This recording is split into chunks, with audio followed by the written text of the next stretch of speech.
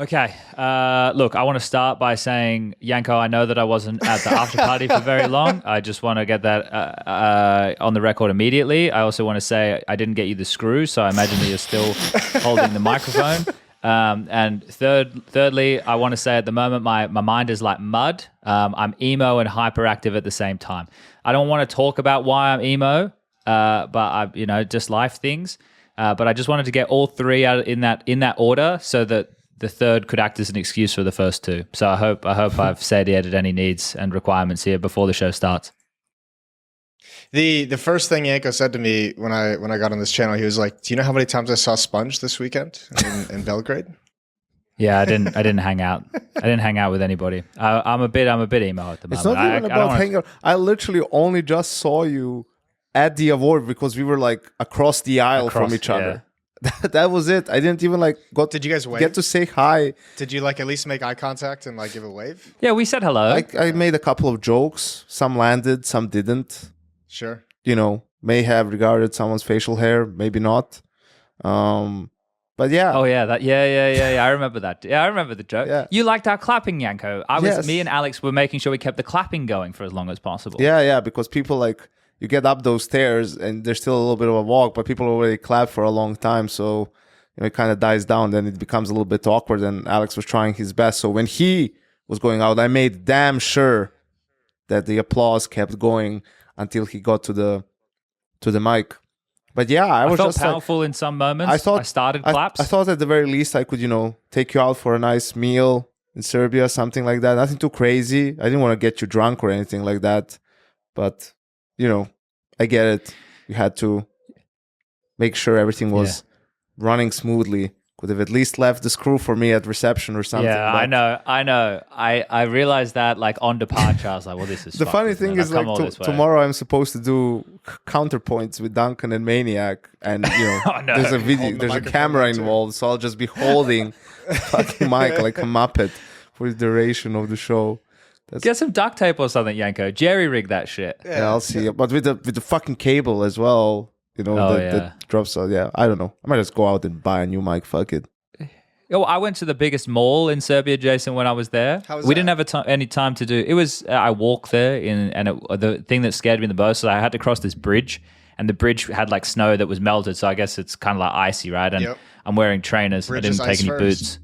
Yeah, so I was like, am I going to fall? Am I going to slip at some point? Will my phone fall out of my pocket and drop, 25 meters into the water, and that's the end of my life? There was all these thoughts going through my head, and then I got to the mall and I walked around and I was looking for shoes, and I spent about an hour walking around the mall trying to find shoes. Eventually, I found some shoes, no socks apparently. But yeah, that's what I did, and then we didn't do an episode on Saturday because when I got in on Thursday night, it was late. Then Friday, I was originally under the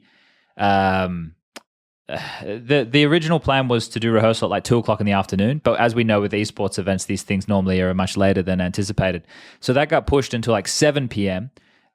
So when we went in to go do that, our stuff still wasn't ready at that point, so we couldn't even test our stuff. So me and Striker just sat there and had a bit of a talk about what we were going to do once we had the couch segment going.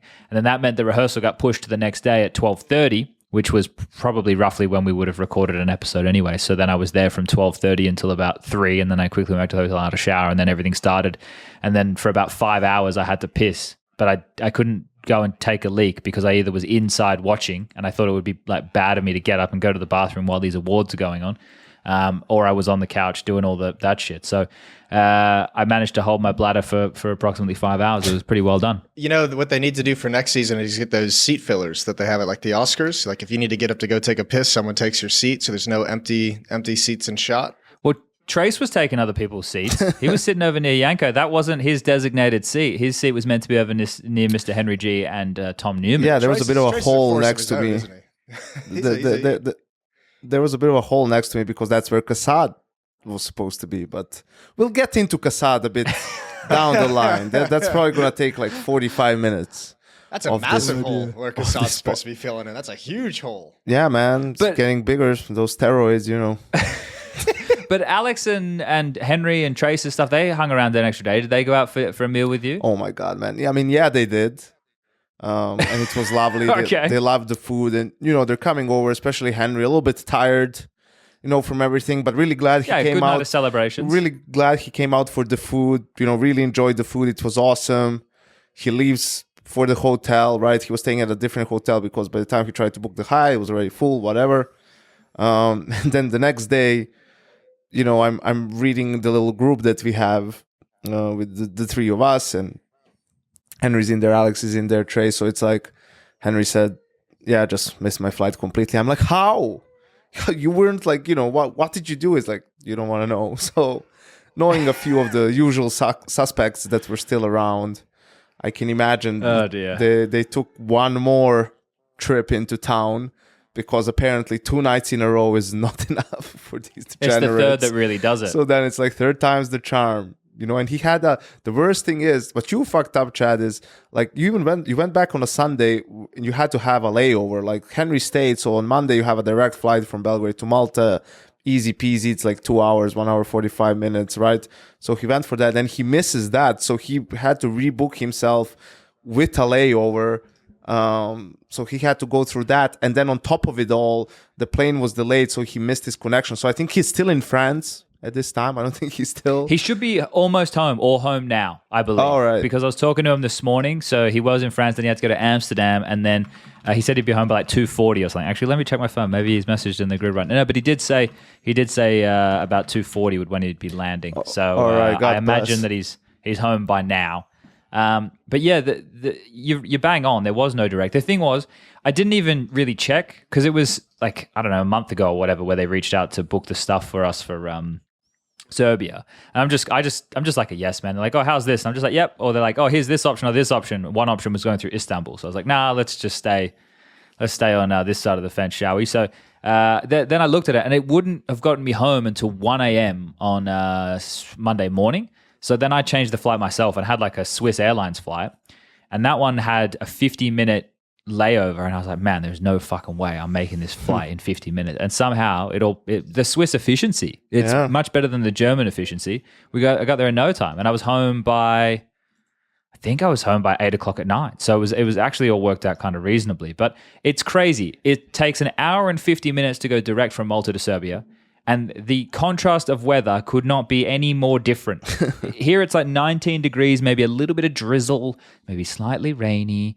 But over there, I couldn't believe, like it was in the minuses. It was fucking snowy everywhere. It was like a winter wonderland, Yanko. There were so many Christmas trees in the lobby. It was like I'd just gone back in time about a month.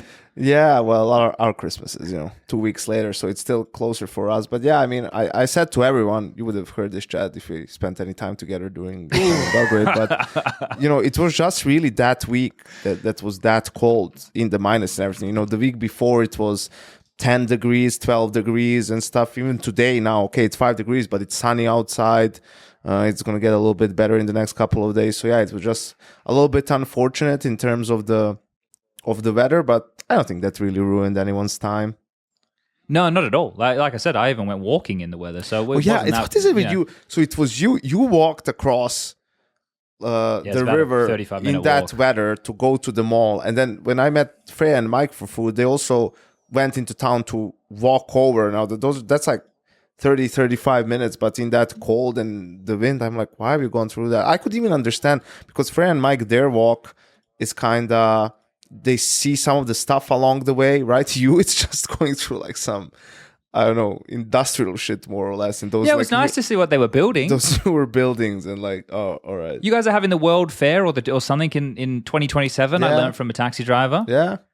He was saying you guys are getting things together, so that was exciting. And we pointed out a building on the way. He was like, see this building here? And we looked at it, and there was like windows blown out and stuff. And we were like, yeah. He was like, yeah, the Americans did that back in the 90s, and they refused to rebuild it. Yeah, and I was like, oh. And he was like, yeah. And the Americans even said they'd pay to turn it into a mall, but we said, nah. I was like, oh, okay, cool. So I learned, that was the history that I learned when I was there. Yeah. I got that tour from Yanko when I was in Belgrade. Yanko walked me around town and showed me all the places that the Americans bombed. You, Jason. That's you. Yeah, that's me. You. Not the Americans, me. Yeah, but I know it was a lot of fun. I heard that from a bunch of people saying, "Man, everyone here speaks so good English," and the taxi drivers were like giving history lessons. I'm like, taxi drivers are usually cunts, so it must be like, that it's foreigners and they expect a nice tip or something. I don't know, but it was nice that we presented a good face for everyone visiting. I will say I used 2 applications for taxis over there. One was like started with a Y. I don't know, that one didn't work. It wouldn't send me a text message. And Pink Taxi, that one also didn't work. So I just want to let anybody know, if they go to Serbia, use Car Go. Oh, you can use that? Yeah, that's what I used. I used Car Go, and it saved me. And you can use your own cards and stuff. There's no problem? Yeah, that one was all good. Oh, that's great. That was not a drama whatsoever. That's Uber, basically. Cargo is Uber. Same concept. I had the lady in reception help me with that, and away we went. So that's what I used over there. I'm trying to think what else happened. The hotel was pretty nice. The whole thing looked nice the hotel. from afar. Just seeing pictures on Twitter and shit. I was busy myself at a wedding, so I couldn't tune into the actual show. But it looked like everyone was dressed to the nines. Everyone looked happy. Everyone was having a good time. Jason, a birthday and a wedding in the span of a week. Yeah, I was at a wedding down in Florida. Okay, so that's why you were going on the plane on your birthday? Yeah, I had the baby. We did I was on the other end of the baby on a plane. I was the baby carrier. It was great. I felt good about being that person. Was it crying baby? No, she was great. She didn't sleep at all, but she wasn't crying. She was just very curious about everything, reaching out and touching the screens and shit. We're trying to get her not to kick the seats in front of us. I was keeping a respectful stamp on the activities of the baby. I understand what it's like. You were diligent. And, you were see on the other looks. side of that coin far too many times. When you get on a plane with a baby for a flight that departs at 6 a.m., you get all like the side eyes, like everyone's like, fuck, are they sitting next to me? And, so you take on a certain level of responsibility. Well, I think as long as you're carrying yourself, Jason, with that knowledge, we should all be safe. But that's the problem. All it's going to take is for you to be having a bad day, and then maybe you start slipping up a little bit. So we're going to have to keep an eye on you. And if anyone sees Jason in the wild in America and he's not behaving Take a photo responsibly with a child, let us know. Yeah. Let us know, because we will have to have words. We've all been through it too many times. And I had this one. Maybe I told this story before, but when I flew home to Christmas 2022, right? I went back to Australia for a week, or like a week and a half or whatever. And there was, I was in business class, and there was a couple who had this little girl. She was probably about 3 or 4, right? Like, so an age where they can speak and they can understand things. And this girl, the entire flight, maybe she was, a little bit special. I'm not sure. But the entire flight, she was just yelling no for like 12 hours, just no. So the mum just kept taking her back to the bar area. And I could hear, but you got headphones and you got everything. I understand it's a child. But it was just, I couldn't believe the staying power of this kid. It was insane. It was just no consistently. And, it's probably one of the first words they learn. I was just more impressed than annoyed, if anything. And then I was like, thank God, I'm off the flight now. I'm back in Australia. I'd never have to say that little shit again in my life. I swear to Jesus, right? The man in the sky. On the way back, they were literally on the same plane again. And I don't even think you could find a world of that being, but they were, and she did it again. She fucking did it again. No. Yes. I couldn't believe it. So, look, it's a story. I've had some good plane stories. Does anyone have a best plane story of like maybe something horrible happening? But yeah. Ooh. I don't know. What do you mean, like best plane story or something horrible happening? Well, like a funny one. Like, so I remember one time, this is back, I think when I was still playing, or maybe when I just transitioned over to being an analyst. But you guys remember Emily. We've spoken about Emily before. But Emily and I were landing somewhere back in Perth, and there was a little girl behind us who was having a difficult time on the landing. She was probably somewhere between the ages like 6 and 8, sitting there with her family. And she projectile vomited through the gap in the seat that hit the television screen in front of Emily and then splashed back all over her. Why is it always vomit stories with Emily, man?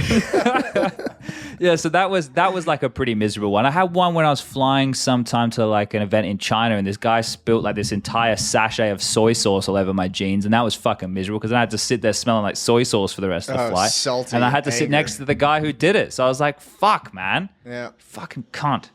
I think my best is either the one with the one where I almost made Matt tilt off the face of the earth when his car broke. Oh, yeah. That was a good one. That was fun. And then I think the other one, I wasn't even a part of this one, but the story is just so good. Is what was it when you guys were leaving? They did that event in Belarus, and there was a couple of people who got to listen into DDK hitting on the girl next to him in the seat. And I wasn't there for that. And his strategies for pickup lines and conversation. It was great. Yeah, I was sitting next to him, I think, or right behind him, or something like that. I was in close proximity, and they started off some conversation. This girl is like banging hot, and then the conversation just kind of naturally sort of comes to an end, dries out, and DDK is like super keen to keep it going, right? And he's like, you have to use like winter tires now, or like chains on your tires, like something like that, because it's like snowing and it's bad weather. And the girl just looks at him and is like, I don't know, I think so, or something like that. I had I guess if this falls under it, one time this was early in my career while I was still flying, because because I'm transiting through CDG. Right, and that's a big no-no nowadays. That's not happening. Hell on earth, I think it's known as. So I'm flying into Paris from Belgrade, and I think I was going to like Leicester for Pro League, because that's like kind of how I had to go that way. And it's one of those things, flying into Paris. It's super windy, like wind shears and whatnot, and it's a lot of turbulence on the approach. And the guy, the pilot has to do a go around, right? Like I guess he couldn't, stabilize the airplane properly, and he, and whenever you do a go around, it goes from like being on approach, right? You're obviously slowing down the airplane and everything, to full thrust, like takeoff thrust, right? And you go up, obviously, to avoid, hitting a plane on the ground, whatever. Like it's just the standard procedure. It's like normal in that sense, but it's uncomfortable, right? It's not really what's kind of supposed to be, you're supposed to land, right? So this guy next to me, he's just like, a minute after, as we're doing, he's like sweating profusely, like down his face. And, like when you have your palms on your thighs and you're just like, like obviously super stressed. And, it was uncomfortable for me. I think I had it once or twice before as well. And you could just hear the flight attendant, which is like one of those OG old flight attendants. Like she started 50 years ago, probably, and she's just with that, soothing and nice voice. She just takes it. Ladies and gentlemen, what we experienced is a completely normal situation. The pilots couldn't really complete the landing because of the weather conditions, so we will be going around and giving it another try. It's like, I just started laughing because the way she said it's like, it's perfectly normal. It's like, well, the perfectly normal thing would be to fucking land the plane, wouldn't it? That would be the normal thing. So yeah, it was a little bit kind of funny seeing like her saying it and everything. I don't know. I expect, can someone at least laugh a little bit? I haven't. Is everyone still in the room? Like, did my internet like fucking drop off? You should have. Any reaction, guys? That one should have been. Now I know how Chad felt a couple of episodes back. Oh man, that one was rough. No, but look, yours is the opposite of what.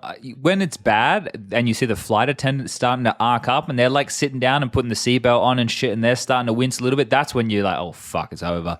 Like this is it. We're done. We're done for. We've come this far. It's been nice knowing you. What's the thing people do where they do the cross thing? The fucking it's got a name. I don't know what it's called. The Father, like the Son, and the Holy thing. Spirit. Yeah, when I sit next to people and I see them do that, it just like, no offense to any of our religious fans, I just fucking start cackling. I'm like, mate, what you think? I'm like, okay, looking out for you now. This is right there. There is no God here. We're good now. Thank you for doing it for everyone on the plane. You're the real MVP. Wait, and then you see the other guy like doing the other thing for another religion. It's like, wait, fuck, who's winning here? Who do I like? Who do I cheer for? Get as many on side as we Just can. in case. Let's do it. Yeah, as long as we can. It's one of those things where we're turning into like the comedians once they're on the road. All they can talk about is like road stories. How about those queues in airports, guys? You know, like it's like the full Jerry Seinfeld. Dude, I did have that. I've never felt like a middle-aged man more than I did when I landed in Florida, because we rented a car, and it was like an episode of Seinfeld where we made a reservation for a car like 10 days before this trip, and we get there, But they and they're didn't just like, hold the reservation. Exactly. We go and they put us in a line, and they're like, "Yeah, we actually don't have any cars today." I'm like, "Yeah, but I made a reservation like over a week ago." And they're like, "Yeah, we don't really have any cars, so we're just bringing them up as they come back and just grab whichever one you want." And I'm like, but there was this line of like 15 people all in the same situation. I was just like, this doesn't make any sense. Like, what is the point of me reserving a car? I had like one of those freak out moments, and I was like, all right, Jason, you can't quite be this much of a fucking middle-aged fucking douchebag. You know, like the whole family in tow as well. But I was getting heated. Guy behind me was getting to keep it You should together. have used your baby as a shield. That works pretty well. Guy behind me was getting mad as well. He was on like a business trip, and we were just sitting there like, yeah, this is fucking bullshit. These car rental companies, no wonder they're going bankrupt. And I was like, okay, I'm getting out. Did you maybe come up with an idea to open your own, like you two team up? Is like, Yeah, exactly. Hey, pass me your information. We'll start our own company. Shit, wasn't it in like one of the Home Alone movies where she in the van with like the band? On the way with John home? Candy. Yep. That's the one. Yeah. R.I.P. John Candy. He was in Cool Runnings as well. I saw Cool Runnings pop up on my Google, my Chromecast this morning. I was like, that's such a good movie. Feel the rhythm, Sanka, feel the rhyme. are you dead, man? Yeah, and they're kissing the egg. I'm going to have to watch that again. That's such a great film. We busted Cool that out. Runnings. We busted that out at the first Sydney. We did that in the audience. Yeah, well, we were really getting into the festivities once upon a time, weren't we? Yeah. We were having a great time. Yeah. We were having an absolute great time. But I kind of peeled us away with airplane stories away from the overall award show. So, Jason, you said you were watching. I said a lot of people. he said he wasn't watching. Yeah, I tuned in a little bit here and there, but it started like an hour before the wedding began, so I couldn't really, follow it all that well. But I was like keeping track on social media once I had to go take a piss and just see what pictures were coming out and all that shit. So it looked cool. It looked fun. I felt better dressed up this year because my hair transplant was all the way through, and I was wearing actual dress shoes. So I just thought, I had a better year this year than Alex. last year. Alex brought his fashion A game at this one. Yeah, he had a cowboy tie on. The bolo. I believe the bolo that's what tie. he called it. That was the name. Him and Paula couldn't quite work it out. Okay, That's he the had bolo. that on. Yeah, but in classic Alex style. Adren was there as well. He didn't realize that it was like suit and tights type situation, but he still looked very nice, Mr. Kazakhstani Adren. There were some good speeches that were given. I liked. I saw Ola's speech, Element's speech, the next day. Someone tweeted it out. I thought that was good as well. Yes, yeah. I think Trollin was the one who tweeted that out. It was pretty cool. Yanko giving out an award. That Coach of the year, as is fitting. Yeah, but it just sucked that not everybody could be there because these fucking like videos. I understand why they're not there. They're preparing for tournaments that are happening. So it makes a lot of sense. Relatively big tournament coming up as well. I wonder if they can move the award show now because the major's the final event of the year now. So you could do the award show before, like in December, Christmas? Maybe because 15th would be the when it ends. I don't know. I'm just speculating right here, but it looked like everybody had a good time. Apparently the after party was really good. I don't know. I went there for 20 minutes and left. It was the best after party in like at least 5 years, 6 years when it comes to esports. I wanted, I think just the whole event, I was really impressed, like with the organization from start to finish. On Friday there was this little mixer, for people from 5 to 8 p.m. That was great for them to just, chat a little bit and just have something on Friday night too, I guess, in a sense. Then, the transportation too, and you guys got limos, right? Yeah, for all that stuff, like super well organized as well. Wait, I saw a picture of a giant like stretch SUV limo. Yeah, Hummer stretched out. There was a stretched out Hummer. How many people? A Lincoln something, that bad boy? and a third one. I don't know. There was like 15 of us, 16 of us in that one. I think it was like packed Not at bad. the end. But even at when you arrive to the venue, there's drinks, there's food. Everything's like looking nice in a sense, like I don't know how to call it. It's not decoration or whatever, but just I don't know. I was really impressed with everything. It was on such a high level. Then the award show itself, too. Unfortunately, a lot of these are. Well, I don't know how it was for the viewers and for the fans. For me, it felt a lot of the categories. You knew who was gonna win, but it was nice also getting some of the faces up there that you haven't seen for a while, like Edward, even though he was super nervous, but HLTV.com. HTV.com. I said it like 3 times as well. Exactly. All of that stuff. So that was great. And then also, I mean, the after party was just amazing because there was an area, with the dance floor and the DJ where the music was louder and you could just have fun. There was an area with where it was quieter and you could just talk to people, and you had pong there, air hockey, beer pong, that thingy where you get the puppets, you can like get them with the claw. Oh, the claw? Yeah. And then there's also skill testers or whatever. Food there too. And I mean, also super convenient. It's at the hotel where most of the people are staying anyway. So from start to finish, really, you had, and I know there was also like some paddle thing that some people went to. I think that was like either Friday or Saturday during the day. So, Saturday, I think, like 11 o'clock or something, Martin was saying. Yeah, for all those sports fitness freaks. So yeah, and also the amount of people that came out from, obviously having Vitality and G2 there. Yeah, that was great. Was great. And I think also just a bunch of people from the industry, whether it's members of talent, journalists, people from different organizations, teams, and so on. It's a great opportunity for people to get together and, a little bit of dress up for some of these guys as well. It was a ton of fun. I was really, really impressed. And I was really proud that an event like that was able to take place in Belgrade. There's perks to having it in Belgrade, right? We discussed it before. Like I think, and same with the boot camp situation. It's like those Schengen days, right? So it makes it easier, especially for, well, I guess that's not a big deal for Europeans, but it is for the Brits. Brits. There was a couple came. Hugo came. Freya was obviously one of the hosts. Yeah, Brazilians as well. I mean, not that there were too many of them, but for all of these non-European countries, it helps a lot.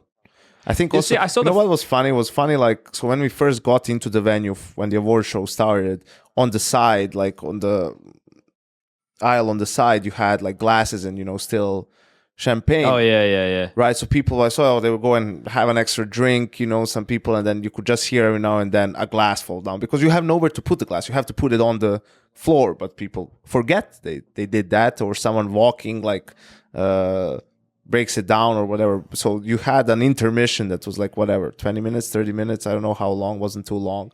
But then everyone comes back with a full glass, people learn. It's like, oh, all right, this will help. Yeah, I think that's the thing. So the 20 minutes for like, there was food and stuff people could go and eat. There was like obviously a bathroom break necessary. And that's the thing as well. Not for you, Chad. Yeah, not for me. I think that was the interesting part. So we were kind of doing like HLTV confirmed type opening, just with everybody coming in and going back and forth with Parla. And then we did the community awards, and then the show started for like the panel awards. Then we had the break. So then we went back and had a bit more of a chat. And then after the break, that's when the HLTV awards for like the best player, etc., was done. And then we had to jump back on the end just to kind of wrap things up. So it was pretty nonstop, but it was well put together. Everything was good fun. So yeah, maybe next year, Jason, you can come. Yeah, I mean, I was telling Jakob before we went live, I would have been there if it wasn't. If it's not too much work for you, Jason. If it wasn't a wedding, like it was like one of those things that I was standing up. But who was it, Jason? It was a childhood friend. I was standing up in the party. I couldn't. It was one. Did you give a speech? I did not give a speech. Well, I don't know if you had to be there then. I did a speech, so that might actually be a fair point. Maybe that is the guideline. If you're doing a speech, then you need to. If you're organizing something or you're doing a speech, then you have to be at the wedding. I don't go to anything. I don't go to weddings or funerals. I was thinking about giving a speech, but one of my other good friends gave a speech right before I was going to go up, and it was one of those speeches that you just couldn't top. Like you weren't going to beat it. You weren't gonna do any better than that one was. So I just quietly stayed in the background and hung out. Yeah, fair enough. Yeah. Fair enough. Well, do you think your childhood friend's making a mistake, or no? You can tell us. He's doing a great. No, I can't. He listens to this podcast. Oh shit! Well, great wedding. Yeah, happy. Congratulations. Yeah. Not making a mistake. I'm glad Jason was there, and enjoy your future. I'm sure you'll be very, very happy. He or maybe not. Listen to this one. He's listened to a couple episodes. If you're not, it's fine.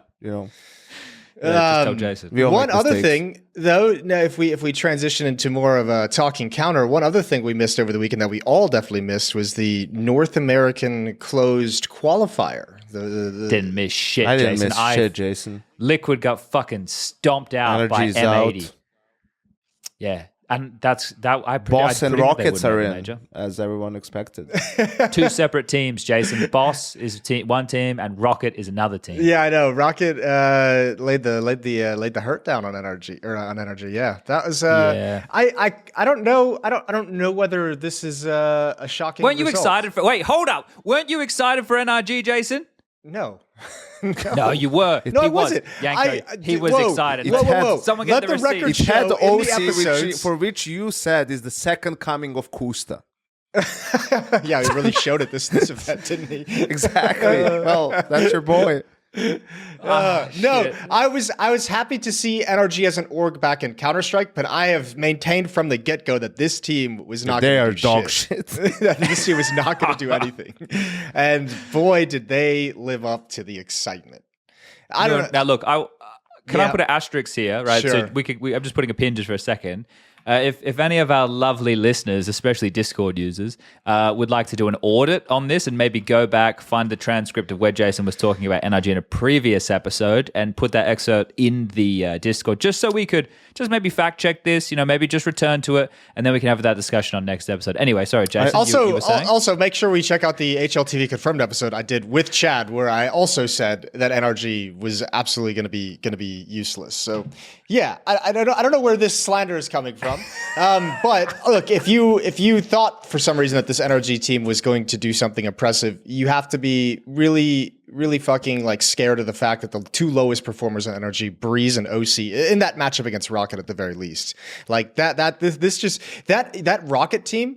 By the way, that lineup, And there are that five the that two played Americans. together, The rest of the team is Canadian. So yeah, the only event that this lineup of Rocket has played is the qualifier. Is like these major qualifiers. This five has not played together outside of that. So it's crazy to think that this team just like kind of came together and maybe not that crazy, and was able to take down NRG. But that's a huge early blow to this NRG roster. But you got to keep in mind here as well, it was a best of three. It's not like they lost a best of one. They Yeah, lost a two best maps, of overtime, three. 16-13, 16-14. But to be they fair, were up a Liquid got lot on dumpstered the by first map, right? It was like Liquid got dumpstered by 11-4. M80. Do you see that? They got dumpstered by M80 on I saw fucking that too. overpass. Yeah, That was one- worrying to me. That was worrying to me too, but at the same time, I'm also just kind of like, you know what? Just make the RMR, and who the fuck cares? Like, we'll forget about that. We'll forget about that real quickly now that they've actually qualified for the RMR.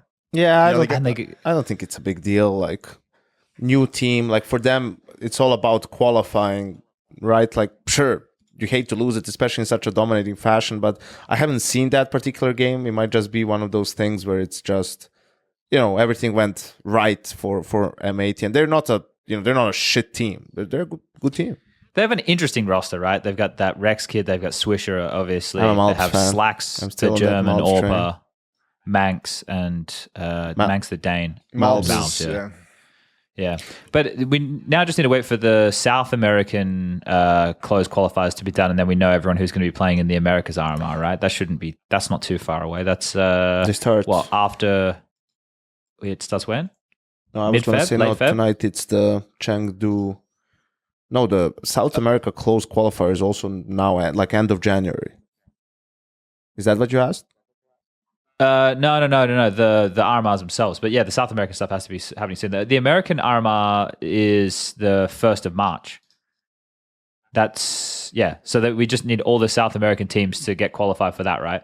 So the ones who are there at the moment is Complexity, Furia, M80, Nouns, Liquid, Boss, Badass, Wildcard, and Rocket. And then there's 7 spots that are going to come from South America. So still a bunch of teams to get locked in there. But I was looking at that list of the South American teams.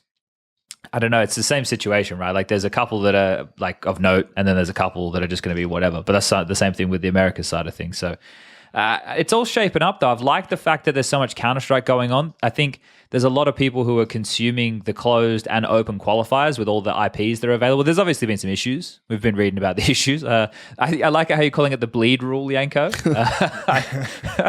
the 4th European qualifier. Yeah, I think first of all, I just want to say on this closed American qualifier is like, every organization ever was obviously right to replace Daps with Stanislaw, because Stanislaw was 3-0 in the qualifier. That's true with wildcard. Yes. Legit, And Daps didn't even make it out. So there's that. But yeah, So we've solved it. listen, if it's like, if we got to that point of the show, I feel like that shit just can't happen. You can't. Which one? Which You thing? can't not check in for a qualifier. Like, even if, okay, like they checked in on time and there was not too many teams, it's like, you're a professional team. Like, people are getting paid for this shit. Like, you have a manager, you have all these people. Like, you can't be like, the check-in is at 8 until 12, I'll do it at 11:30. Like, I'm not saying you need to wake up at 8 a.m., and do it. Probably you should. But wasn't it to do with Longs being in hospital or something? That it did I'm not sure happen. I'm not sure that necessarily that was connected to it. Or It that was the he same. It was the same day, but I don't know how much that. I don't know if he was changed the things. player that didn't like check or whatever exactly happened, but like, it's not like he had appendicitis and had to be rushed to hospital. Like, he was feeling unwell, and ultimately they took him to the hospital to get like IVs and stuff to get better, right? So it could have been a case of, if that's the case, obviously you can tell, hey, log into your shit so someone else can just check you in when we need to check in for the qualifier. You know what I mean? Like, you can't you can't miss a qualifier. Like, if you're a bleed, that just. But what do we think about that shit's like, it's Yeah, one of Jason? those inexcusable things.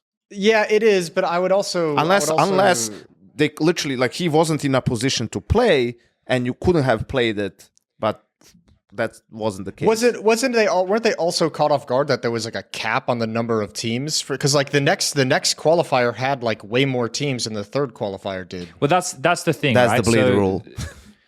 this is where things got changed for the fourth qualifier, but I imagine either we didn't hear the stink get kicked up after the first two, because either there wasn't notable teams that missed out or there wasn't that many teams that tried to sign up, right? It's one of those two things right there that happened. Then by the time we get to the third, it was over 1,024 teams, which is how they would have been able to structure the bracket, and there were a bunch of teams left on the waiting list. So with all the teams that were left on the waiting list, Bleed were like, in the queue. They're at the back of the queue, and then they ended up missing out. And then the next qualifier, they changed it so that if it spews over the 1,024 or whatever it is, then they'll split it up and they'll have like two different bigger brackets, right?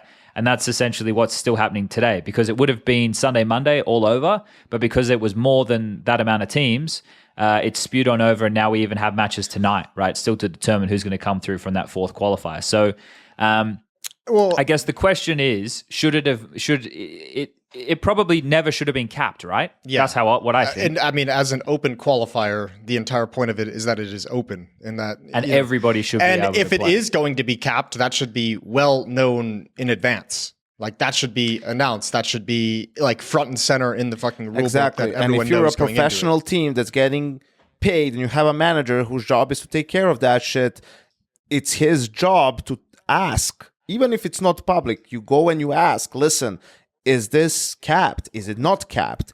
Can I miss out if I check out later? Even though it doesn't say, that's your job.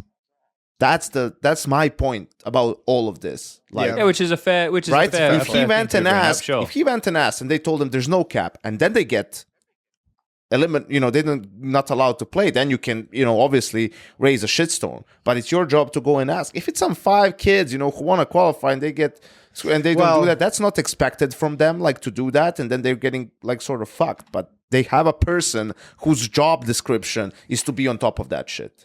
Well, let's do this, because I think this is a perfect point for it. Because while I agree with you, I'm not even sure at this point that with the way that the qualifiers have been ran, that there would have even been someone who could have answered that question, even if that was like an official inquiry. But that's besides the point. That's besides the point.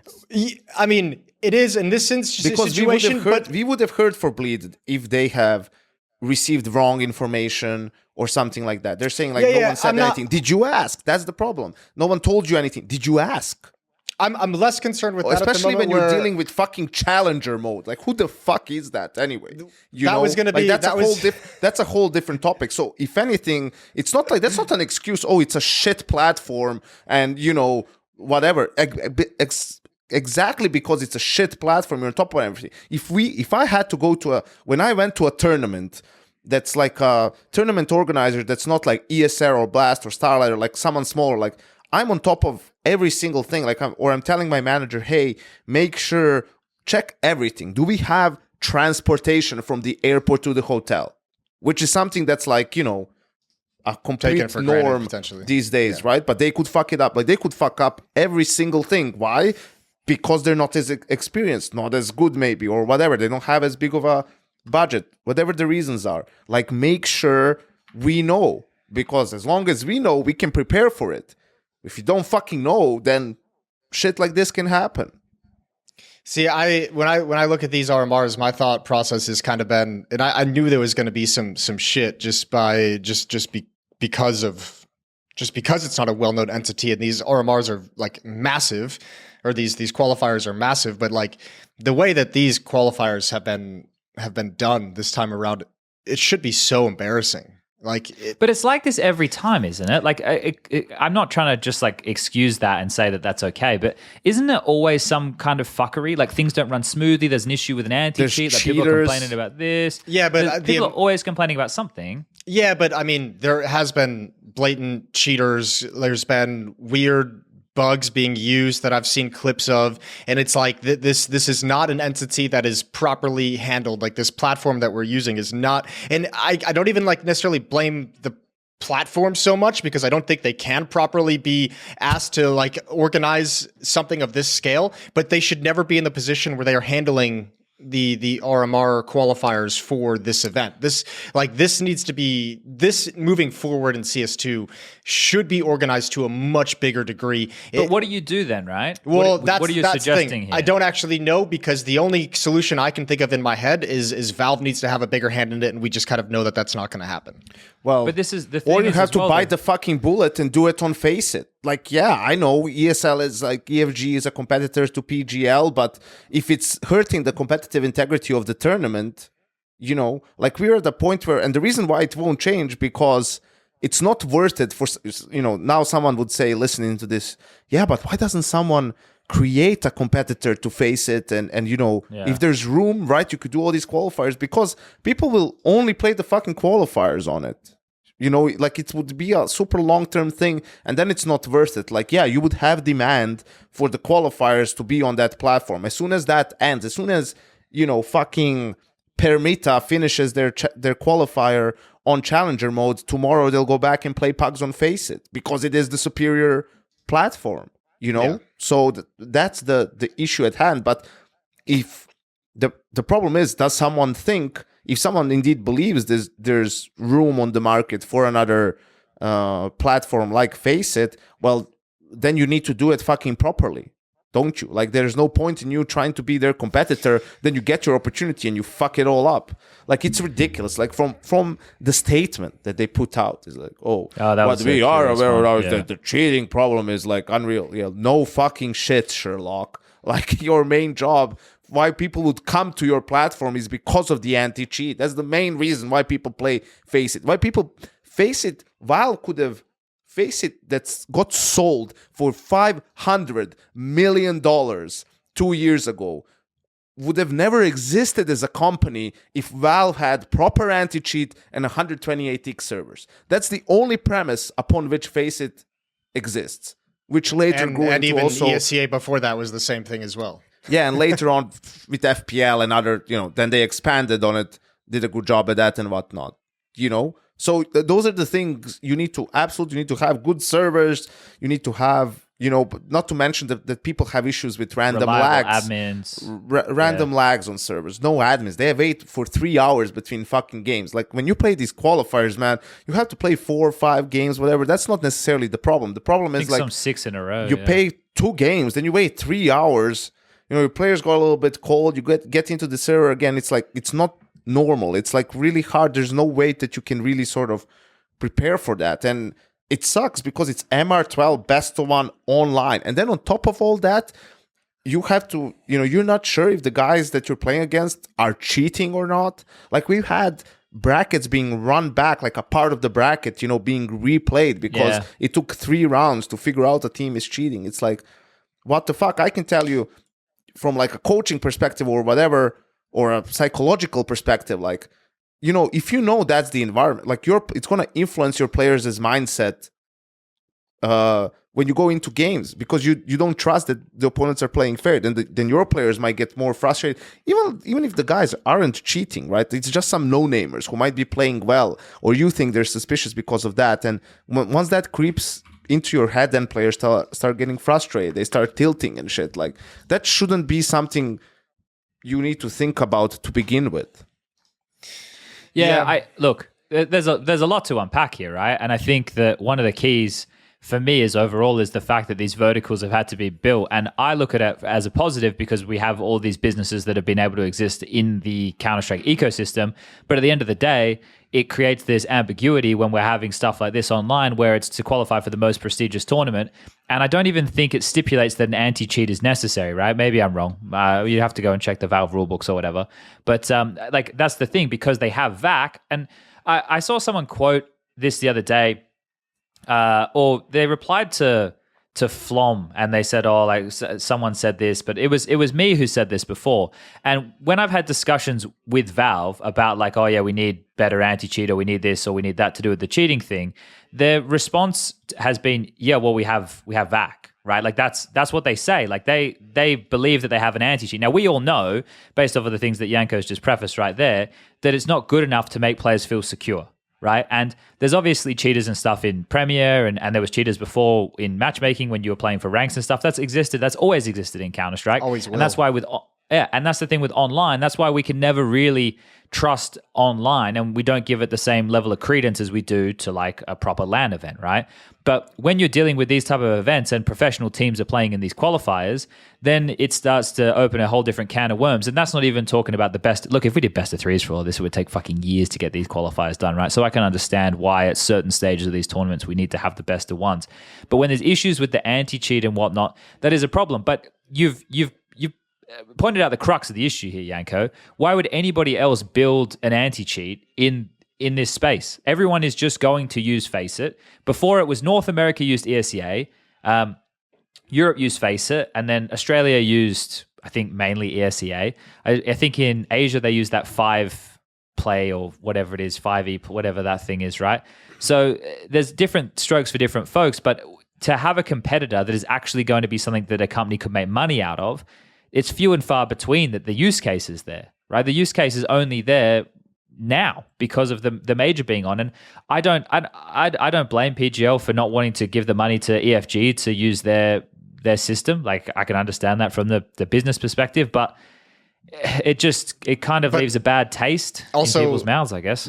I don't think that disorganization even reflects on PGL overall of these qualifiers, right? Like, this isn't going to hurt PGL. There's no motivation for PGL to do that. You know what I mean? Like, nobody's sitting here.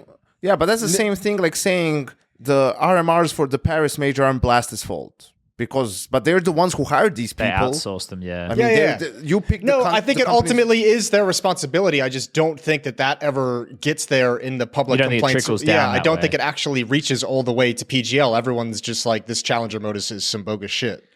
Like, well, in a week and a half, everyone will forget about this shit, right? Yeah. Because the closed qualifiers will be finished, and the next thing will be on LAN, and then this will just all be something of the past. And these things that are cropped up, they haven't even really turned into massive things. Sure, it's been like, there's been a few different Reddit threads, or, there's been some people posting stuff. There's some stuff that I saw where they were like, I'm pretty sure Movistar got accused of using some like team select bug or some shit. Yeah, Jesus Christ. Yeah, I saw a clip. It wasn't. I didn't see the Movistar one, but I know like I saw it in I think one of the stages of the European one where in like the pistol round, someone went to team select on Ancient, and the team select like graphic shows up like it shows up like above donut, and your audio goes to that point on the map as well. So when they heard when they heard footsteps rushing towards A main in the first 10 seconds of pistol round, they rotated everyone from the B bomb site to be at the A bomb site. Like, cause I think someone fact checked it though, Jason. They watched like the demo and they were basing it off of like the mid smoke or whatever, right? But we'll never like. Yeah, we'll never. I don't want to accuse anybody of anything, but that's what you said there is what was being suggested in that tweet about it.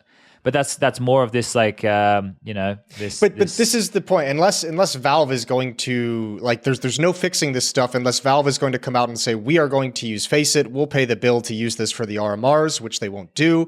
There's no way. Or that's them saying VAC doesn't work. The other side of things is why like. Again, I don't know like the back end of this kind of stuff very well, but like, isn't there a world where this all gets organized through Valve's matchmaking? Can't they like code this into the client so you sign up through the client and you get matchmaking servers assigned to you? Come on, Jason, where are you living right now? This is the other solution. Like, name another solution. Did you have some fucking mushrooms at that wedding? What the fuck did you do, bro?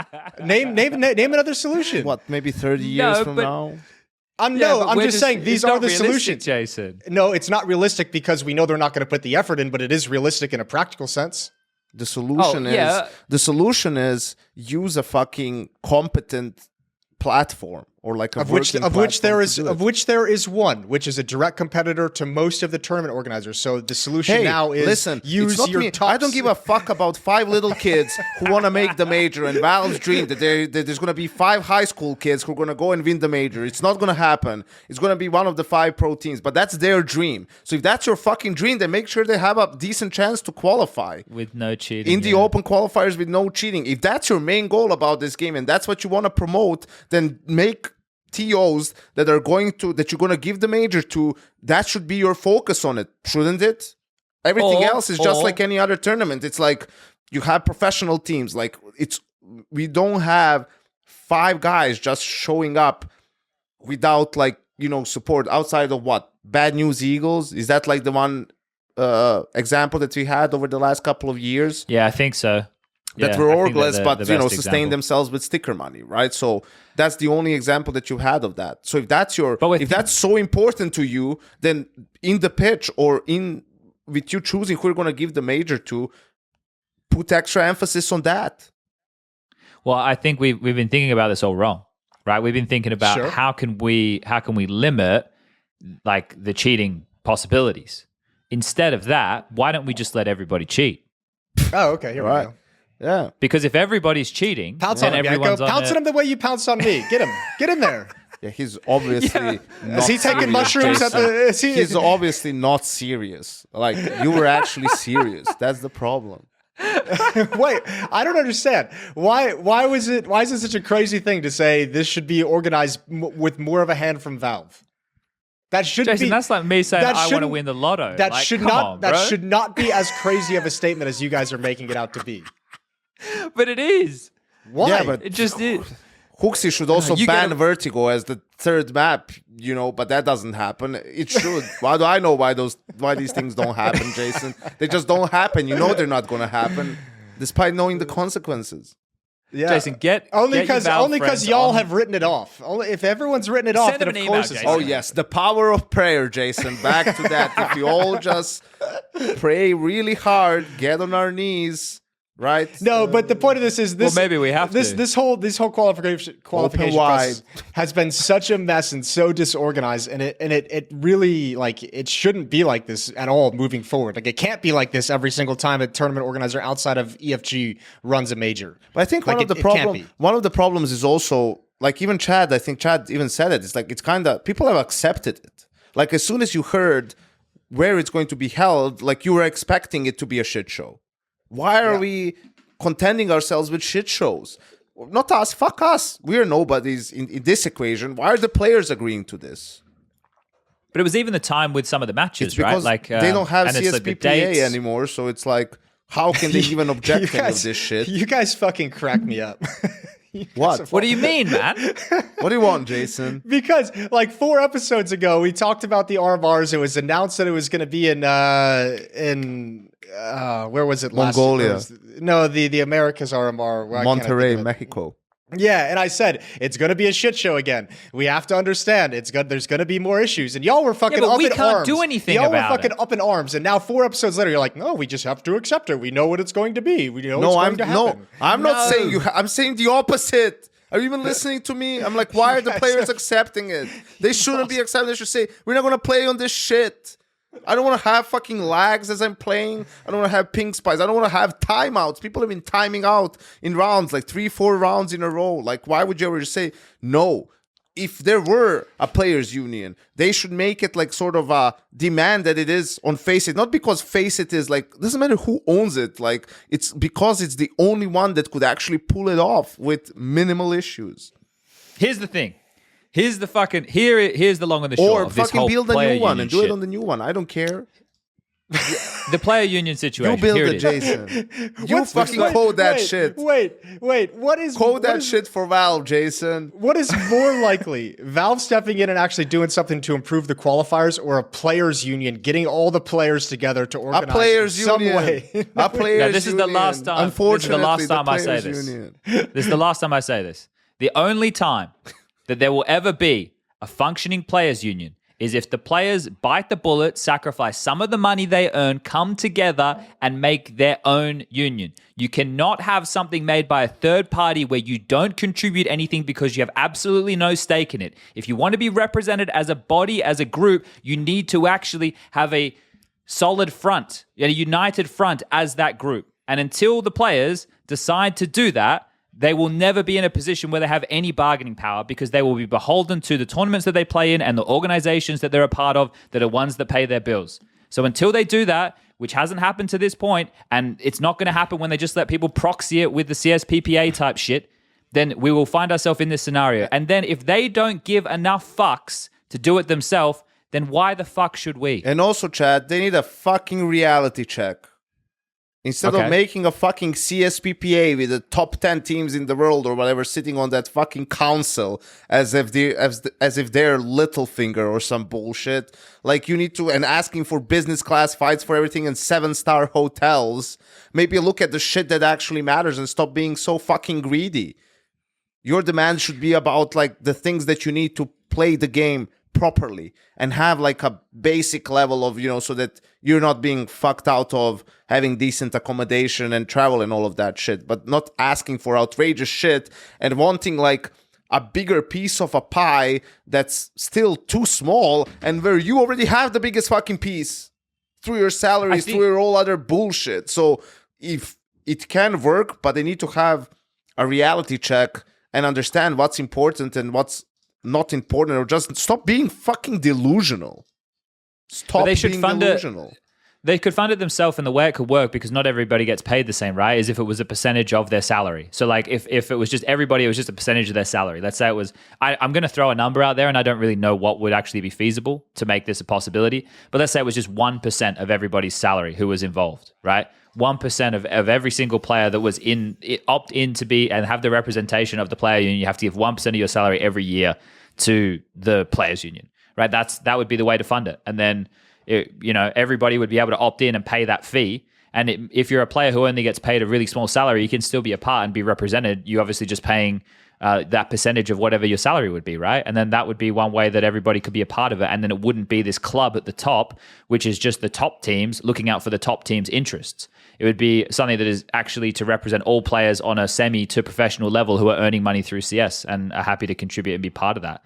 Because that was the biggest problem with the CSPPA, as you pointed out, is it only represented such a small group of players. It didn't represent the bigger picture of all Counter-Strike players. And everybody has the same dream. And we know this is a short career. And we know this is something that is like, you have to dedicate your life to it. All of those things exist. But the problems exist for different players at different levels. And it would be nice if everybody could be represented, because it's important. Like, I wouldn't call myself a union man. We don't have a union as talent. I don't think we could ever come together and make it happen. But of course we could. The players, that's a different topic.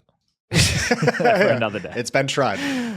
Shit, for another day. Yeah, drop the fire or room on bomb. I think it was one of the two. Bomb the room. Yeah, something like that. Yeah, something like that. That was Matt's I actually don't even think a player, like any kind of a players association, would help these RMR qualifiers in any way. No, probably not. I mean, even if like you had 50 teams that all came together and said that, they'd be like, okay, we had 1,000 teams signed up for this qualifier. Yeah, if you don't want to play, unlucky. It doesn't matter. The way you do it is those teams say, we won't play in the main tournament if the open qualifiers aren't done in a certain, you know what I mean? Like for them, they're not, Liquid is, I don't know, fucking G2 isn't in the open qualifier, but it will come to the part of the event where they're playing.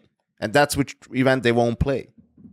But that's the problem. It only affects these teams and players when it affects these teams and players. And that's one of the issues that I think we have, right? Is it's, you know, Well, not it's, all I for mean, one, one for all. I mean, yeah, but it's like the bleed thing is like, we didn't even know this was an issue until a team that actually had the ability to make, get a significant, Some ruckus. dent in the public relations realm brought it up.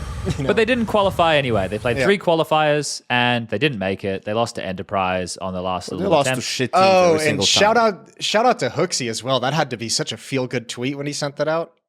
Oh. See, like mine was like banter-filled when Kassad wasn't there. We were meant to have him and Yanko at the award show. I was going to get him on the couch for a conversation. Mine, what did I tweet? Where is it here? I thought mine was good, and I knew Kassad could take this a little bit.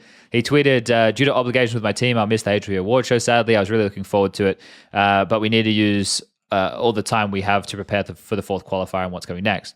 And I tweeted saying, another event Bleed aren't checking into. I wanted to get Kassad on the couch. Right? and I thought that one was nice. Yeah. That wasn't, but then Hooksy's gone. He's fucking gone for the left, right, good night. Oh, he And took his glove off. Kassad's tweeted today. Kassad's put out a tweet. Let me see if I can find it here. He said, He's been tweeting a lot these days. For God knows what reason, but...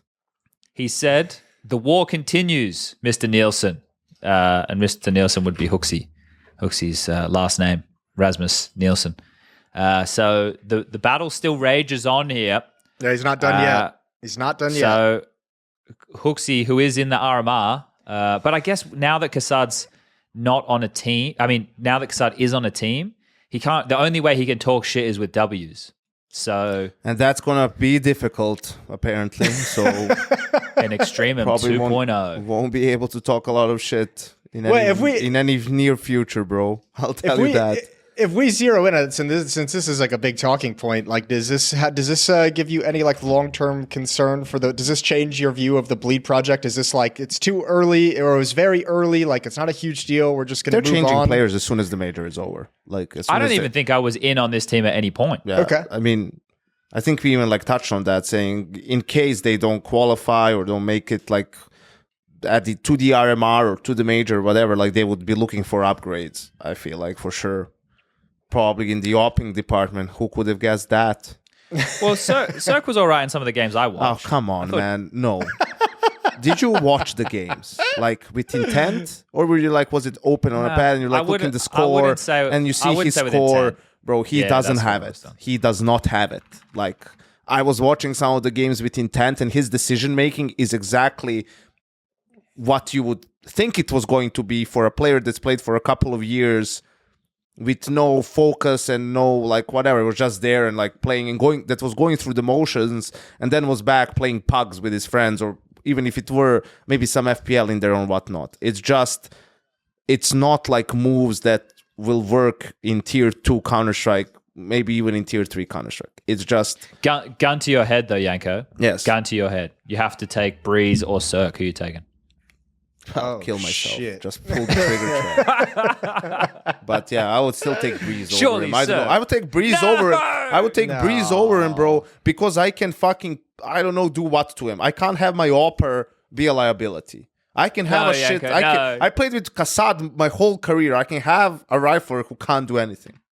Oh, I can't believe he's done Shut up, that. I Kassad, can't one believe he's done that. No, but no, I'm not taking Cirque over anybody, bro. I'm putting you in Chad over Cirque. Like on the op. Fuck, I'm in.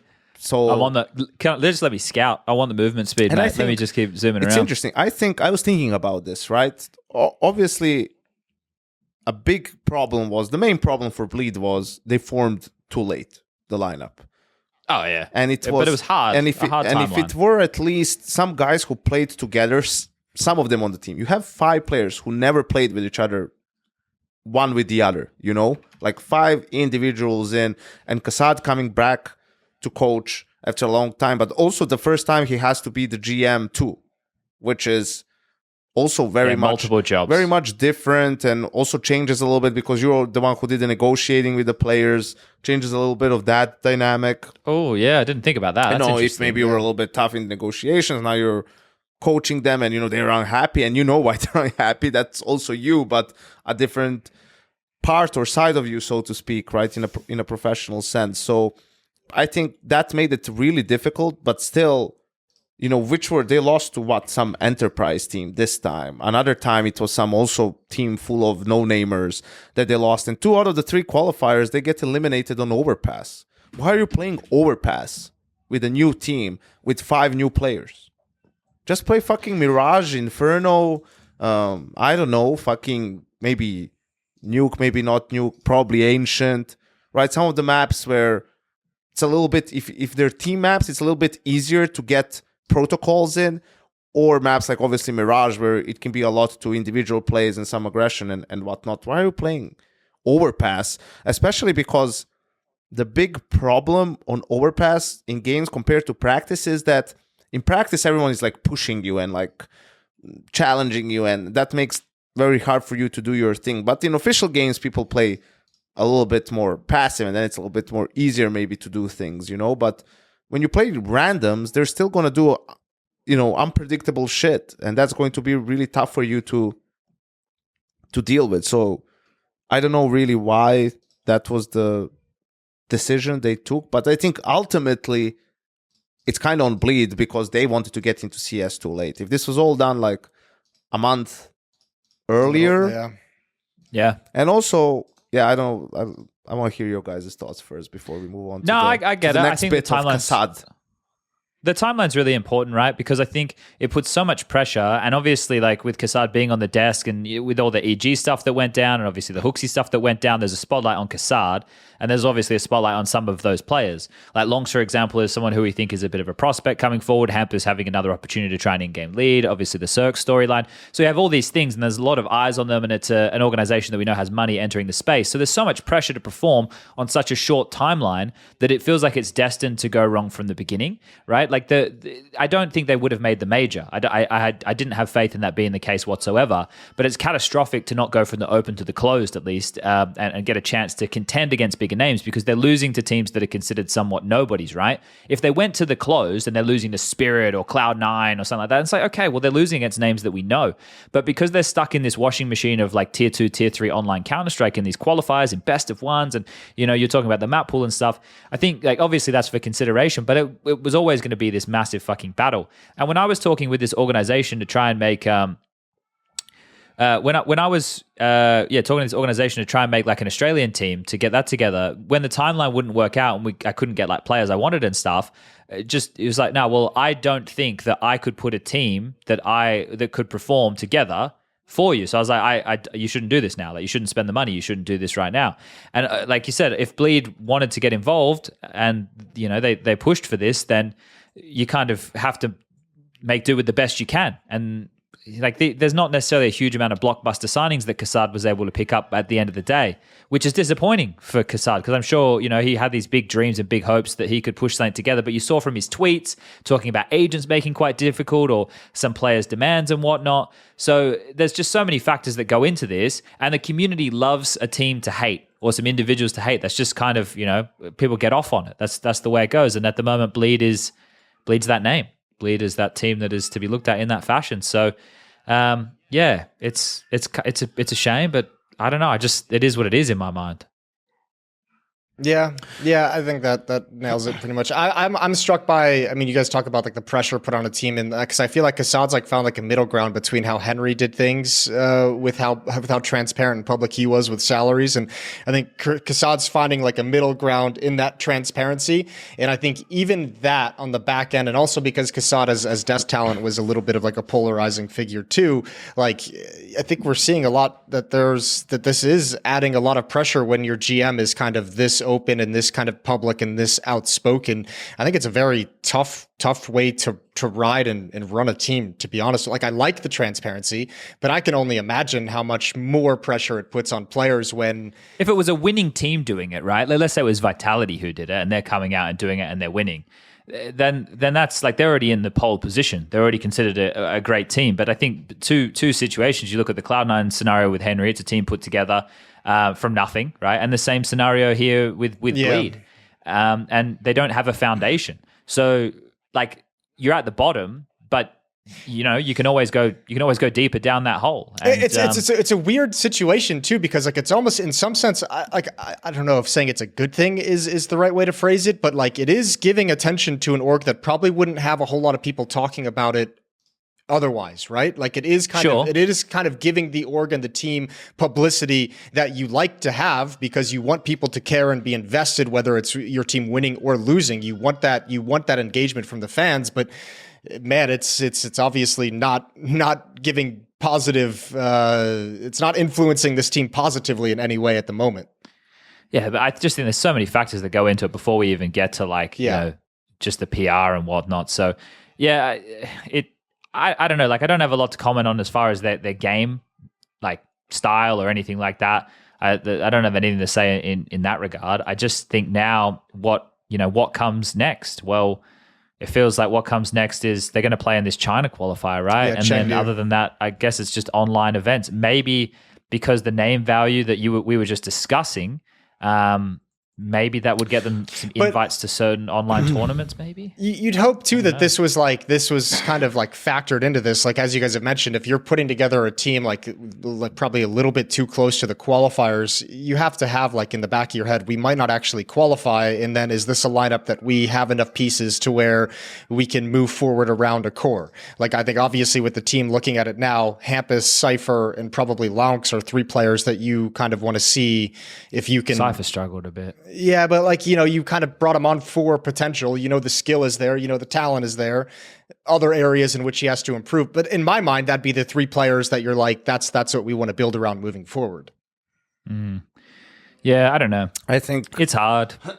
For first thing, like for this roster current of Bleed, I don't have high hopes for anything. Why? Because, well, obviously the major is the main goal. Like that's why you formed the roster. So now probably you're aware, and the players themselves, that some changes will be made after the major. So sure, they'll probably, they're getting paid anyway, so they'll be playing things, whether it's stuff like CCT and some of those online cups, where it's qualifiers for some of the events, but I'm not sure how much success they will have, because, the fact that things will most likely change, like what, 2 months from now, 2.5, yeah, I guess 2 months from now. So, even in practice and in all these games, how much are some of these guys really going to put in the effort, and how much focus will they have playing? Well, major ends on the 31st of March, right? So what's going to happen there is there'll be a residual couple of months after the major where some teams will be in positions where they feel like they can make changes and some won't, because a week after the major ends is Chengdu. And then like a week or two after that is Pro League. So it doesn't stop, really. There's like the showdown in there somewhere. There's just events that are going to keep coming. So depending on how big certain teams are looking for roster changes, I guess for a team like Bleed, it doesn't matter because they won't be in those events that I just highlighted, right? So for them to be able to try and make more drastic changes is fine. Try and pick up what pieces become available and try again. That's okay for them to have a crack at. But if you look at an already established team, they might make like 1 or 2 player changes, which I guess is fine for them to go into a pro league with that, and then they can use that as practice and whatnot. Well, because there's a long lead time to the next major. And also, I guess maybe this is a little bit too detailed because I don't have this knowledge on hand. But what are the rules for an IEM in terms of qualifying? Like, what happens if Bleed qualifies? The closed qualifier for Europe for Chengdu is what, like in February, middle of February? Well, they have to play I think they play the open stuff tonight. Or tomorrow night, maybe Wednesday night was when they're playing it. Yeah, but I mean, like the actual closed qualifier to decide if you go or not is in February. So let's just say they make it all the way through the open qualifiers and the closed qualifier, and they qualify with this lineup. If they want to make changes after the major, are they even able to with like a roster lock or with? I think so. There are rules I don't know for how that. drastic. I don't know what they are entirely. Probably the basic one is like if three players stay, then you're fine. Yeah. If not, then it's up to ESL to review. They can still grant it to you, or they can give it to the next team in the qualifier.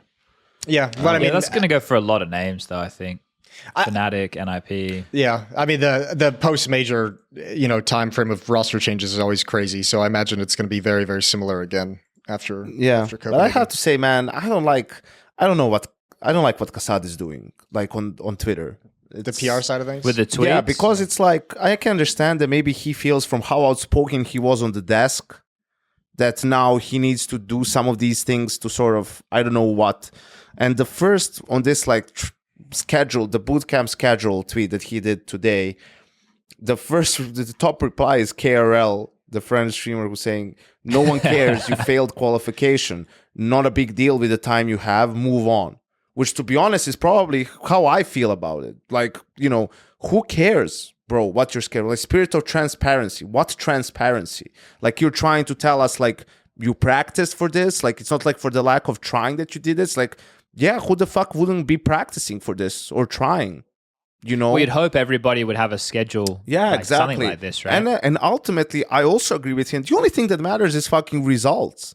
And that doesn't even necessarily have to mean, like, their results now that they failed to qualify, like over a longer period of time. Like, and again, he said the good thing, not surprising, you know, considering how late the team formed and how new the team is and what the roster is, right? It's not a huge deal for that it sort of happened. You know, it's not like if Liquid hadn't made it or something along those lines. So like, I don't understand what he's like getting from this. Like, you are excusing, like you're doing this for your fans because, you know, I know Kassad feels like, in general, his thought process is, you know, you have a responsibility to the fans, that these are the people who, you know, like you would say in sports, pay the tickets and pay your salaries, so you have like a responsibility to them. But I don't think that pertains showing them that you practiced now. Like, I think it should go without saying that, yeah, teams are like, you're doing the work, but no one cares. You could be doing everything right, and then the games come along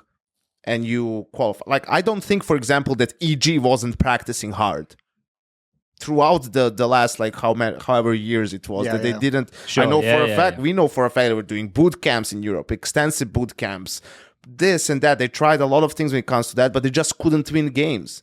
Did their fans feel good about that team because of that? No, it's like a fucking competitive environment in which we're in. Like, the results ultimately are the same way in which if you had half as many practices but you qualified, no one would give a fuck. Bro, don't practice if you can win games. You know, like, you only do it to get better so you could win, right? But if you find a way to win, whichever way you find to do that, that's all people will ever care about. Your results speak for yourself. Everything else is just sort of either making excuses or trying to, like, present. Yeah, I'm here. Whoa. Is Janko lagging? No, I think that's you. Yeah. Sorry, everybody, I'm lagging. Well, you're not right now. Maybe just lag for a second there. But yeah, I lost everything, and we just went dead quiet. I'm sorry. And you know, now he's like in between of posting about his team, but also posting some stuff about the scene, right? I think he needs to sort of just ignore all the noise. He's going to get a lot of noise because he was outspoken when he was talent. And just fucking focus on the team. And, you know, not stay off of Twitter necessarily. Yeah, I know what you mean.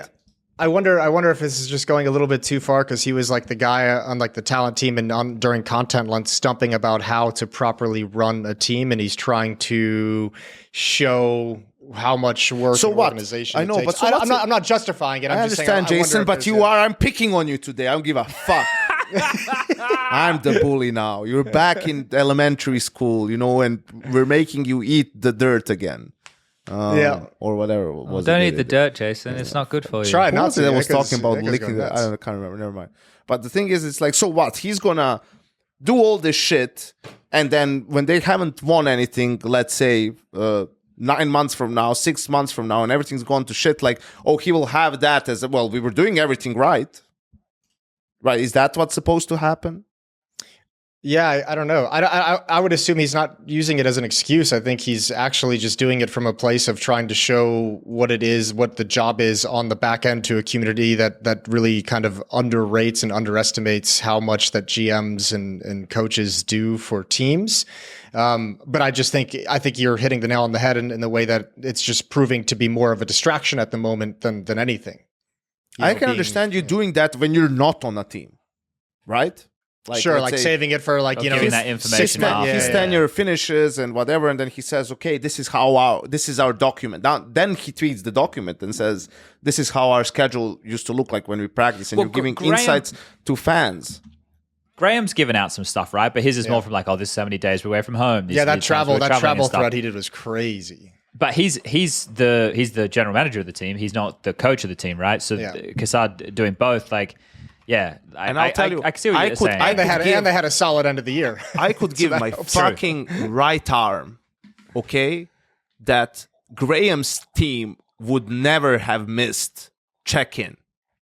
Ever. Yeah, but that's because Graham Messioso motherfucking Pitt was one of the OG league ops getting it done. Double thumbs up. He don't miss shit, Yanko. Yeah, dude, because he's on top of his shit. Like when he tells me, I talk to him like about something. He's telling me, if this team like needs to lose one game and the other team to win one game, and then we're in the play-in for like this event. Yeah, he knows all the points. He knows the points from his head. You know, like on the top of his head, he knows like how it works, because that's kind of his job. Because he needs to plan the other shit around that event. And the other event, is he going to say yes? Is he going to say no? Are you going to go to a boot camp? Are they not? Try to manage all those fucking insane travel days and try to make travel easier on his players, right? To help them perform and all this shit. Like, that's what someone who's great at their role do, you know? Yeah. Yeah. Yeah, I'm with you. I don't know. I just wish, like, you can't. I think for Kassad, it was like, even in Cologne, the whole thing, like with hooks, it's like you can't expect to dish it out, right?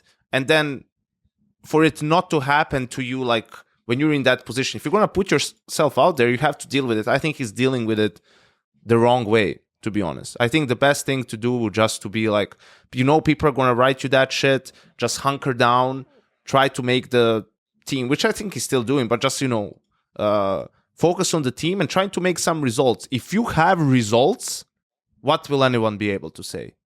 Fuck exactly. All, right? If you don't have the results, you can have all the motherfucking charts you want, bro. No one's gonna care. You'll just get more guys like KRL in your replies saying, we don't give a fuck. You failed to qualify. We don't care. You're not at this tournament. We don't care. You haven't won a game in 6 months. That's all you're gonna be getting in there. Because that's how it's going to feel. It's not up to you from a position of being a coach and a general manager to give transparency into how like that world works. And if you want to give transparency to your fans, bro, do a video series like at Bleed's YouTube and do those. Make a Discord. Do that stuff. Or do a Discord, man. Discord's fucking great. I love our Discord. When a guy will ask me if I think Keto is a great player. Fuck no, bro. But thanks for asking that question. I'm there to answer. I'll be there to answer. It's simple. No, it's also like, would you be Kassad's assistant coach if he asked you? No. As well, or maybe I replied hell no. It's one of the two, but do it in a different medium instead of just going on fucking Twitter.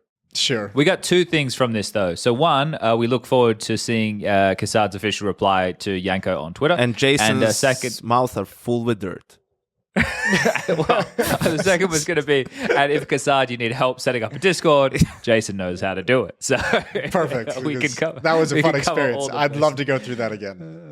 Well, it's popping off. There was one in there today, or I don't know when it was posted, but someone said, "SPUNJ, did you fall for it when Simple said he was retiring?" It's like, well, no, I knew why Simple was calling into the show. I just have to be an entertainer, and I couldn't just go, okay, Simple, I know you joke. Like I had to react in the moment. So I did not believe that Simple was retiring. But what was his announcement? Actually, I saw the Twitter or the Reddit headline of Simple retiring, and I saw that it was a joke clip, but I didn't get to see what the announcement was. Was it his training platform?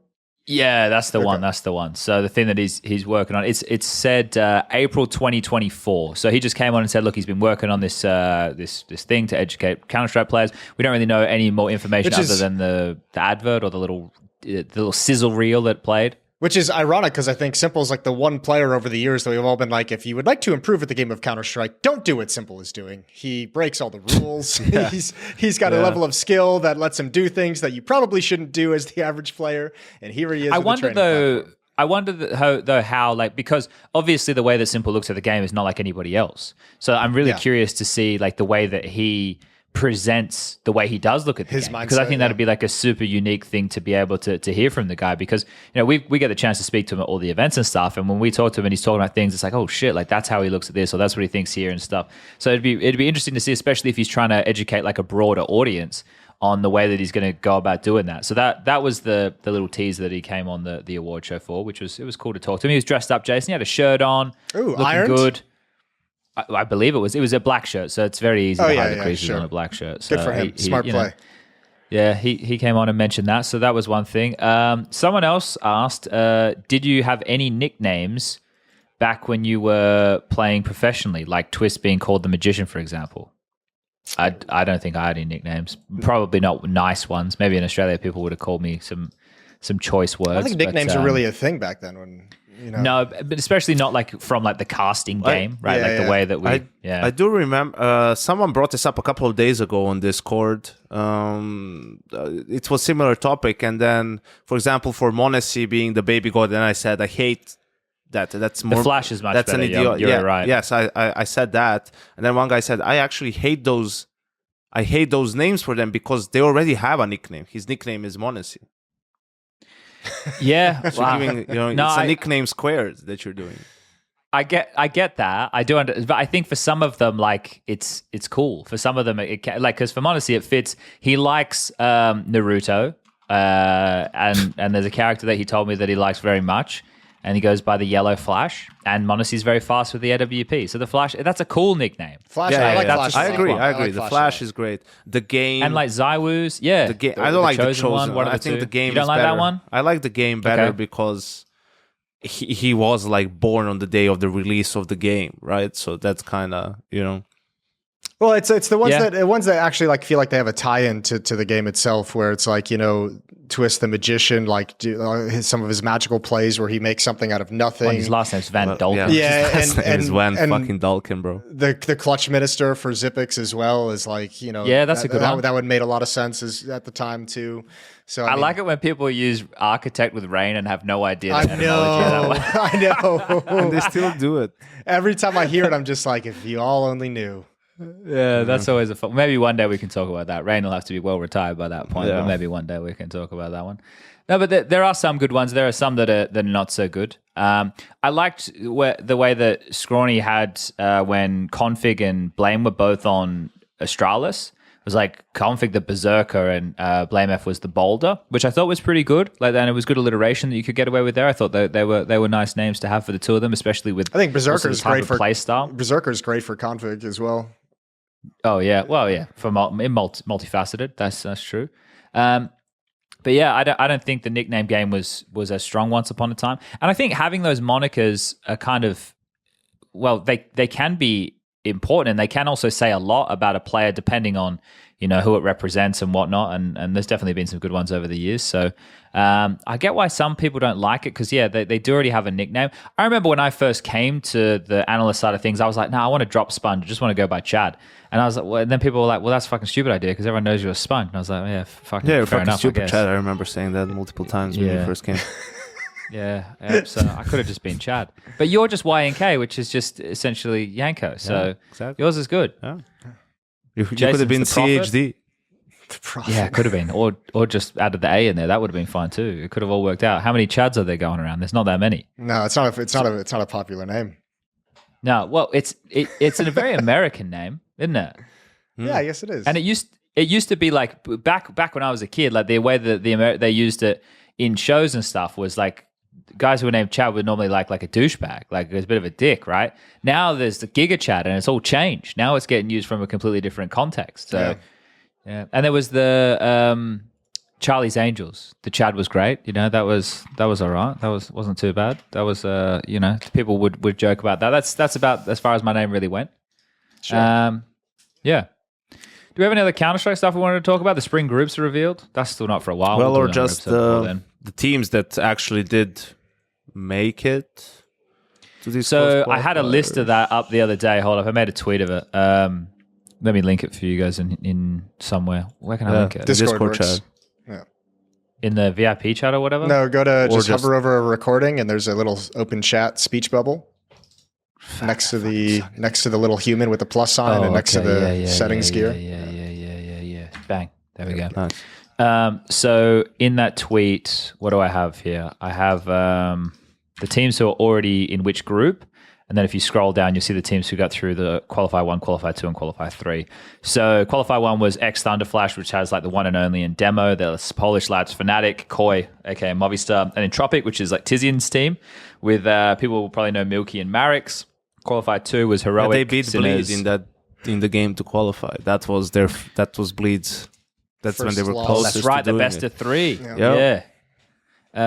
Heroic, Sinners, Ikla with Mihu and Lekro, Pero, I think, which is a Hungarian team, Ecstatic the Danes, OG made it, Permitta, which is more Polish gentlemen, Morels and Veggie were the 2 names I saw there that were the most notable, and then Sync had Fates and Gio, but that guy used to play in Namiga, I'm pretty sure, back when like Lollipop 2K was there or whatever, like that seemed to ring a bell for me a little bit. So those were the more notable names from that team as well. So tonight is where Qualifier 4 comes to its conclusion. So TSM is still in the running, 00 Nation is still in the running, Endpoint still in the mix. Even I was just having a look, even like, so Boomer Demons have a bit more of an interesting team. Exist and Oliver playing this time around. Yeah. They're giving it a crack. Paravision but this is will all in be it going still. on soon. Paravision is like in the same side of the bracket like Eyeballers, so it will. They probably will be between like the 2 of them. They play in the.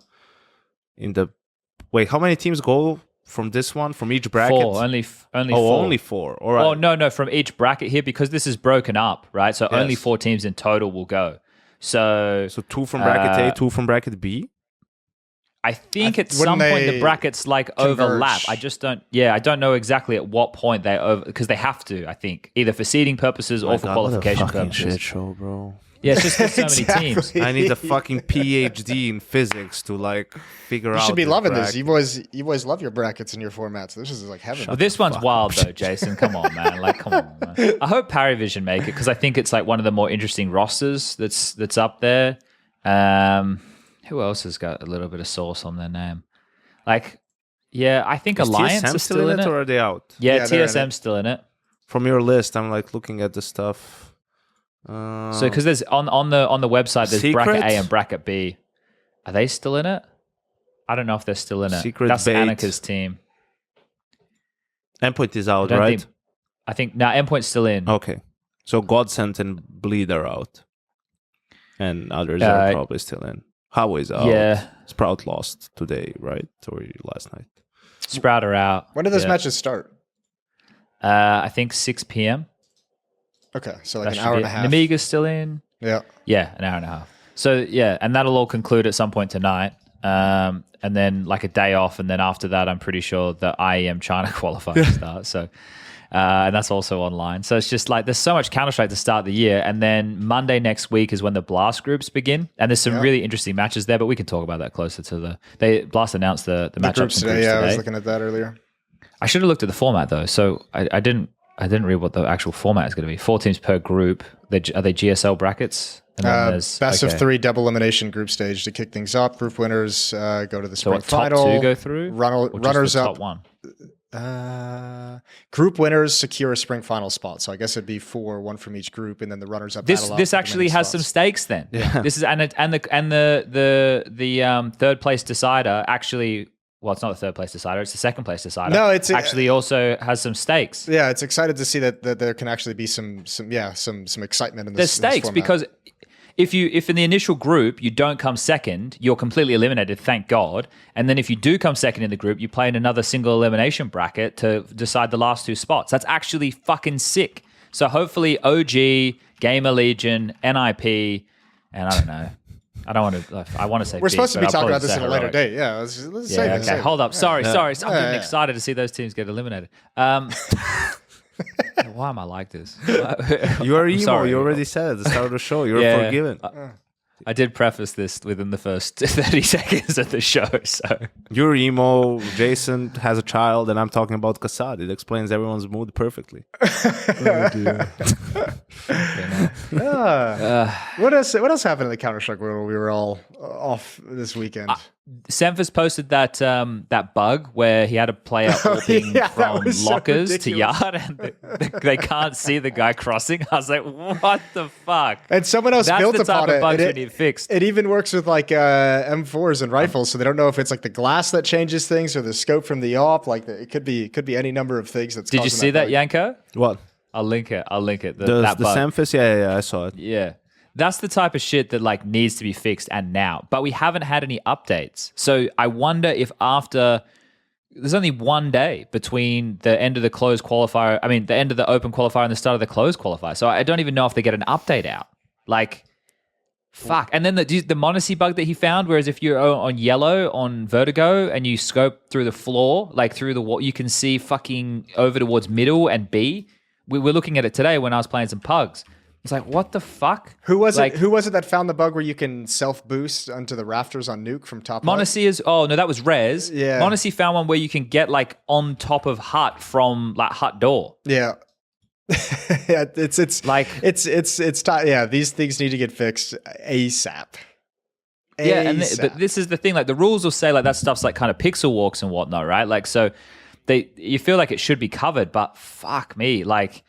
I guess these are the little issues that have been happening overall. I removed the desubtick binds from my config. I don't know if it's made any difference or not. I was botting out hardcore today, like mega level bot mode. It's all right. So I can bot brain. That'll happen. You're mid-30s. You're gonna have a couple days like that. Some days are just fucking rough, and I just want to leave and never come back. I want to take the computer down to the sea and drop it in and just never even turn it on again and cry myself to sleep. How dark should we go? We can go pretty dark. That was a nice warm up. Well, yeah. Well, we've done an hour and 34 minutes, boys. Are we happy with that? Do we want to keep going? I don't think we got anything else right now. The RMRs have been the big thing going on. So I mean, we've covered that.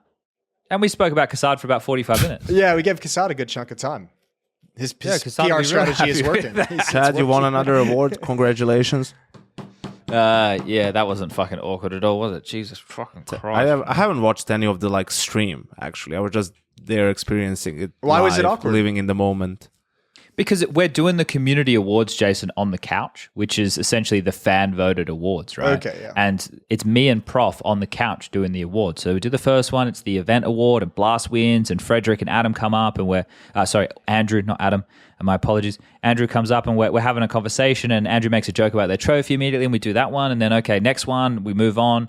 I think we draw that one, and 3 clicks wins, and he comes up, and because I DM'd, Prof was like, yo, can you DM 3 clicks and see if he'll come to the event? And I DM'd him, he never replied. And then eventually he got in contact. I was so surprised to see him there. But 3 clicks was like, I think he was actually genuinely blown away that he had won the award, because you think about the type of content he does and how hardcore HLTV's audience is. I think 3 clicks does awesome content. But yeah, he won that one. Then the next one we did was Streamer, and Owner Pixel won that one. He was all dressed up. Donna was there to get the award for him and whatnot. And then the final one, it's me. So I have to give the envelope over towards Prof, because I didn't know who had won that award by any stretch of the imagination. The other ones I got a little sneak peek on, so I could at least be prepared. You won by 0.9% of the votes. Yeah, fuck all, right? And then I'm sitting there, I'm on the couch, and then Prof's like, well, let's make it less awkward and bring Banks and Scrawny over as well. So now the 3 of us are sitting on the couch just having a powwow. And I'm like, well... Wait, he thought bringing up the second and third place losers would make it less awkward? Yeah, it didn't. It wasn't really that awkward. It's just it's one of those things where I feel like I work on HLTV Confirmed, and I'm there working at the award show, and then I win this award, and it's like, well, I can't fuck it. I can't. Presenting anyway. the award. You got to give it to yourself. Yeah, but it's added it to the mantle. You still have fans, Chad, awards. Despite everything you would think. They were talking about my hair transplant today on the forums, which is cool. I posted in there. I put a post in there. Someone linked the podcast link as well in there, so that's nice of them. Yeah, nice. Yeah, so I think most of it was some people were talking about it, right? They were going back and forth about. They were looking at different pictures of me over the years, just seeing my hair thinning and stuff, which was really fun to relive. And then that coming back with strength and vigor. Yeah, and then I have to water my head every day with topical minoxidil and finasteride until I die. Like a moving chia pet. Yeah, someone's got to do it. And then someone linked the pictures of you with hair, Jason, and they were like, they said Moses was fine as fuck with hair, but I think you're fine as fuck without hair, Jason, as well. Oh, thank you, mate. So that was about it. That's all that's really happened. Okay. And here we are. Cool. Right. Well, It's been real. Yeah, man. All right, I want everyone to watch the Running Man Z on Twitch when they get an opportunity. Watch a bit of Paul streaming some DayZ. You know, he's a nice older gentleman. I don't know his actual age. Doesn't give out the information, but you know, he just plays DayZ and he's pretty chill. And don't go in there and be mean to Paul. Go in there and just watch Paul playing some DayZ, guys. And All find cool runnings on your nearest streaming platform. Sanka, you're dead, man. All right.